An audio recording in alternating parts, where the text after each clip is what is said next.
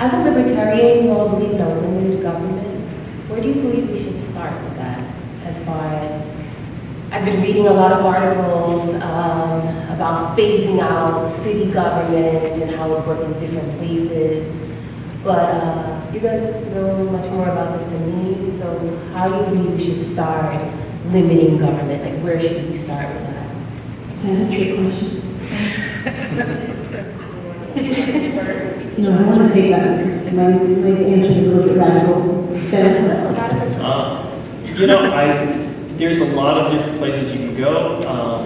I would say, for me, the most straightforward things, I think, are the things that are directly and negatively impacting people's lives.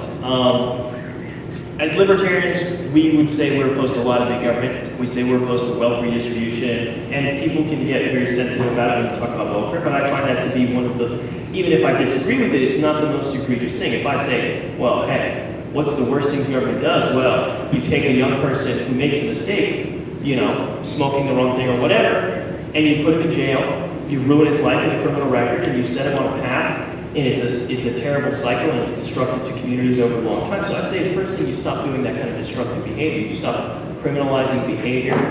We have, I forgot what the statistic is, 20% of the world's prison population. I forget. We're not 20% of the world's population. Okay, the world's population is 7+ billion. The U.S. is 350 million. So, but 20% of the prison population, and that number might be skewed a little bit because I don't know that every country is accurately reporting that. But the point is we put a lot of people in jail, and a lot of people are going to jail for things that aren't acts that violate people's rights. Other things where you create barriers to entry into the economy, things that hamper prosperity. When you talk about occupational licensing, the famous example that always comes up is,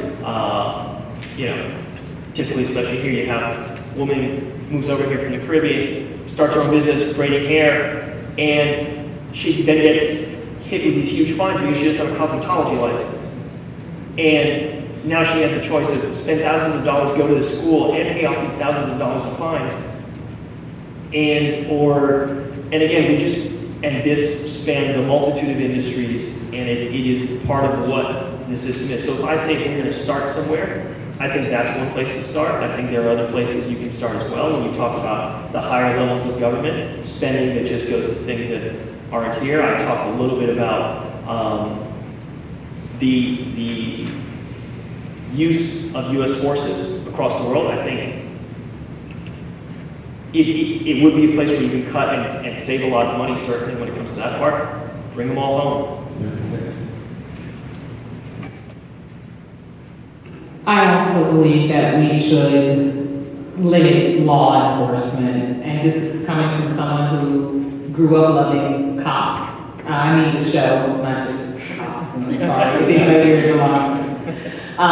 And so much to the point that my nephew, Jamal, he is now enjoying his third year being a member of the Atlanta Police Department, and he always would tell me, he had a stutter at the time, but he would tell me, I'm going to be a cop because, that's the only thing Auntie Courtney, or he's calling me Corey, Auntie Corey lets me watch, when I was home, when I was babysitting. I have seen in my adult life just a lot of misappropriated funds go towards law enforcement instead of enhancing and empowering our communities. One of my clients right now is a member of the Miami Police Department, and what he does as the business that I set up for him is he actually takes ex-offenders and he puts them on labor jobs. And the reason why he created this was because he said, I was the first person that they saw going in the system. I should be helping them when they come out. We need to support more institutional influences like that. I would love to limit law enforcement, but to turn around and put that right back in these type of programs, as well as teachers. I look and, there's a very interesting statistic. I do believe that it did come from, I want to say it came either from Philadelphia or from New Jersey. It might have been New Jersey. But it was juxtaposing with the increase that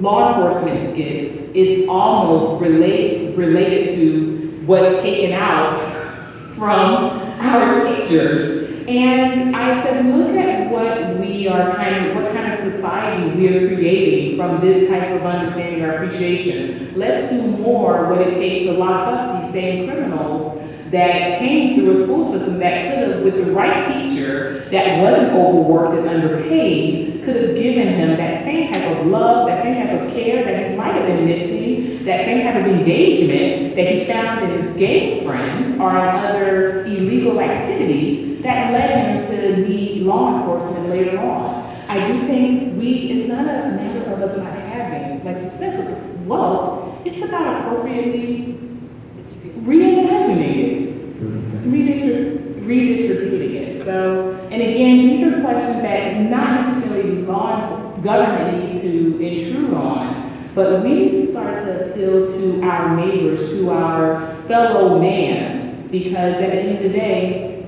that's all we got. Government eventually, 200 years, it'll be up. It will eventually, it'll topple. It has to.